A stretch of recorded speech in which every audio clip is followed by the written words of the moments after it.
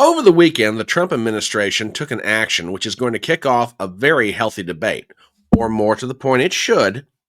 A debate about something that should have been addressed a very long time ago. More specifically, the Trump administration has pulled the security clearance and access to classified information for any number of individuals. These individuals are related closely to the Democrat Party, Democrat politicians, Democrat operatives, etc. But this sort of begs any number of different questions, including why hasn't something like this been done before? Not just for Democrats, but for Republicans. Hang on, folks. We're going to get into all this in just 1 second.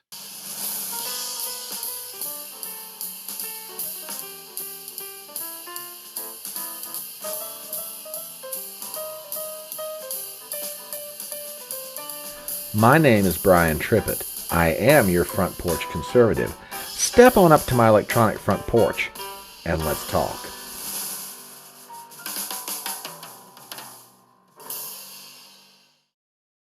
Over the weekend, the Trump administration made a lot of people in and around Washington, D.C. very unhappy for a lot of different reasons, and the Trump administration went on to anger Democrats across the country even more than what they already are right now. But the very reason that they were made angry or made disappointed seems to me a bit odd when you consider what it was the Trump administration did. So let's take a look at the memorandum that was issued Saturday morning, and we'll get into a discussion.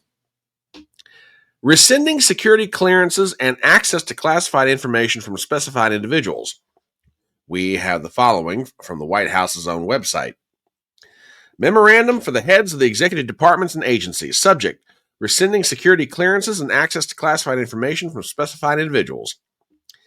I, in this case referring to the president, have determined that it is no longer in the national interest for the following individuals to have access to classified information: Anthony Blinken, Jacob Sullivan, Lisa Monaco, Mark Zaid, Norman Eisen, Letitia James, Alvin Bragg, Andrew Weissman, Hillary Clinton, Elizabeth Cheney, Kamala Harris, Adam Kinzinger, Fiona Hill, Alexander Vindman, Joseph R. Biden Jr., and any of the members of the Joseph R. Biden Jr. family.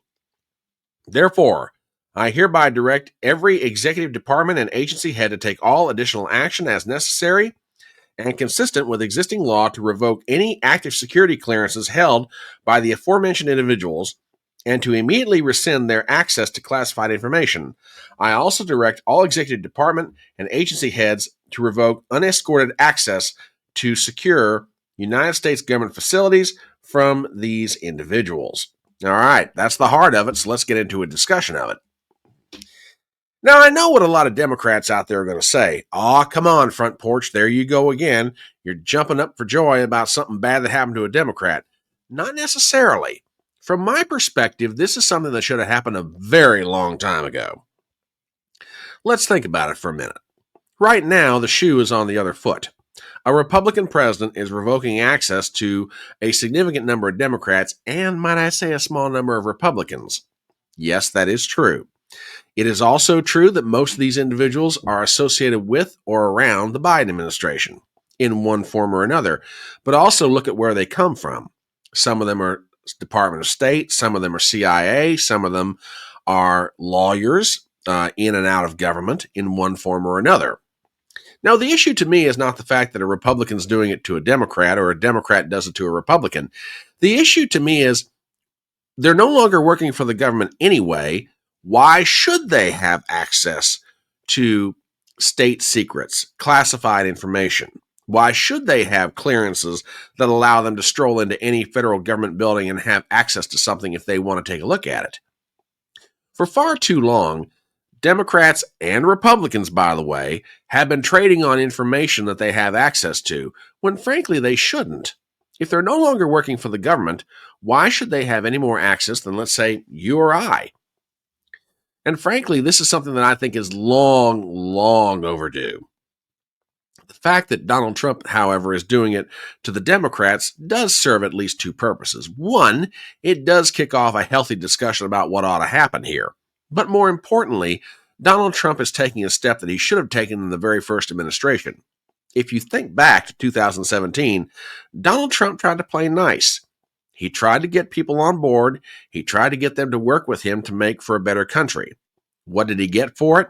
His hand of friendship rebuffed, and with these same individuals or individuals like them and their access to classified information, they worked to undermine the efforts of his administration. Trump is a fast learner, if nothing else. So he's decided, nah, no thanks. You're out of government. You're going to be out of government all the way. You don't get access to classified information. You don't get security clearances. You don't even get to walk in the buildings in some cases. Now, some people are going to say that's a little bit extreme, but from my perspective, like I said, A, they're not working for the government. B, if they're not working for the government, why should they be able to do something that you or I would not be able to do in and of ourselves? Plus, there is one more thing if you stop and think about it.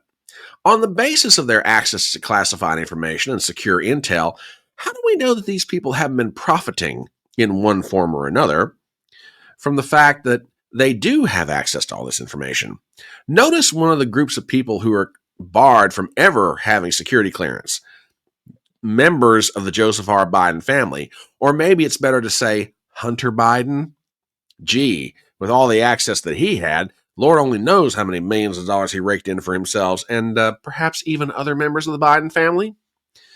Time will tell where all this goes, but this should have happened a long time ago, back during the first Trump administration. But sometimes you got to learn a hard lesson before you start taking action.